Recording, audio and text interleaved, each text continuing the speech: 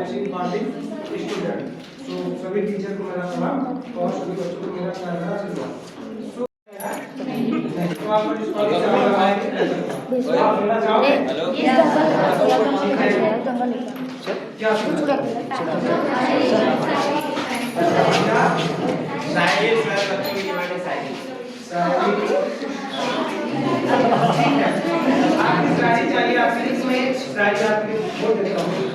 आपका परीक्षा का समय आ गया है, तो परीक्षा के साथ साथ फोन का भी चलन है, साथ साथ नींद बहुत तेजी से आ रहा है, लेकिन जैसे ही आप फरवरी में एंटर करोगे नींद और तेजी से आपके लिए आप नींद से फोन से डिस्ट्रैक्ट हो जाओगे। वहाँ पे एक शायरी है, अंधकार की रोशनी में भटक रहा है मेरा मन, अंधकार की रोशनी में भटक रहा है मेरा मन, हे प्रभु दे मुझे उजाला की एक ऐसी किरण, अपनी दोस्ती का फर्ज मैं निभा सकूं, अपनी दोस्ती का फर्ज मैं निभा सकूं और एक सत्यनिष्ठ आदमी को अंधकार से बचाए।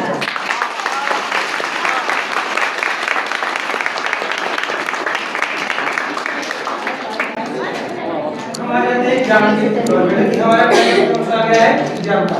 देखो हम कितना भी पढ़े हैं, जो पढ़े थे अभी तक याद है? इसका मतलब भूल गए हैं। तो आप कितना पढ़े थे आपके एग्जाम उतना एग्जाम नहीं करेगा, अगर याद होता तो भाई अभी तक याद होना चाहिए। अब जो पढ़ेंगे जिसको कंटिन्यूटी के साथ पढ़ेंगे वही आपके एग्जाम में काम आएगा। अगर किसी को याद नहीं होता, मुझे भी कोई कॉन्सेप्ट याद नहीं होता है, मुझे रटा हुआ था, मैं एक बार उसको लिख लेता हूँ, जब मैं बताने जाता हूँ या फिर जब मैं एग्जाम में बैठता हूँ तो मेरे दिमाग में ऑटोमेटिकली वो आने लगता है। अगर आपको याद नहीं होता तो रट्टा मत मारना, मैं उस मामले में बिल्कुल एग्री नहीं करता हूँ, क्योंकि रट्टा मारा हुआ जिसका हो जाता है भूल जाता है। आप एक बार दो बार उसको लिखना, जब एग्जाम में बैठोगे ना तो लिखना चालू करो, दिमाग में ऑटोमेटिकली आ जाएगा। अगर आप लिखते रहेंगे तो बाकी अगर डेली जो आप टाइम टेबल की बात कर रहे थे, अगर एक ही दिन सारे सब्जेक्ट पढ़ेंगे मुझे लगता है इससे कोई रिजल्ट आने वाला नहीं।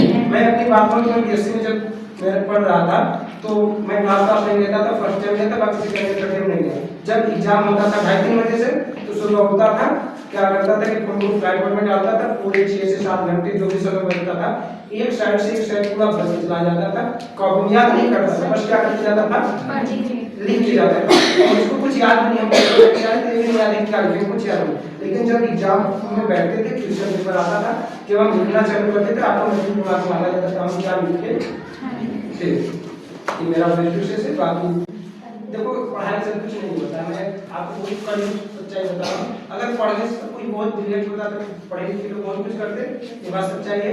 सिर्फ पढ़ाई नहीं, आपका मेहनत, आपका बिहेवियर, आप कितना बड़ा सोच सकते हो, लोगों से रिश्ता कैसे रखते हो, आपका दोस्त कौन है, आपका सपोर्टिव कौन है। अमेरिका के बहुत बड़े साइंटिस्ट हुए या फिलोसोफर हुए विलियम गिलर, उनका कहना था show me your friend I will tell you, मुझे दिखाओ मैं फ्यूचर आप क्या करोगे। कभी भी ऐसे व्यक्ति को दोस्त या सलाहकार मत बनाना जो आपके लिए सफलता में सहायक।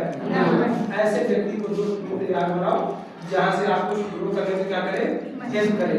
ग्रो करने का मतलब ये नहीं कि हमको स्वार्थी मत बन जाना, हम उसका सपोर्ट कर सके और मेरा सपोर्ट कर सके, बस चलो ठीक है।